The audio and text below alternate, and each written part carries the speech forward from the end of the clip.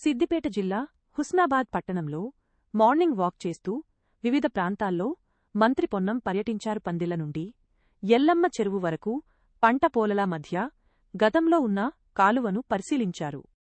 కాలువ అభివృద్ధికి తీసుకోవాల్సిన చర్యలపై అధికారులతో చర్చించారు. స్థానిక నాయకులతో కలిసి పట్టణంలో పెండింగ్లో ఉన్న పనులను పరిశీలించి పలు సూచనలు చేశారు.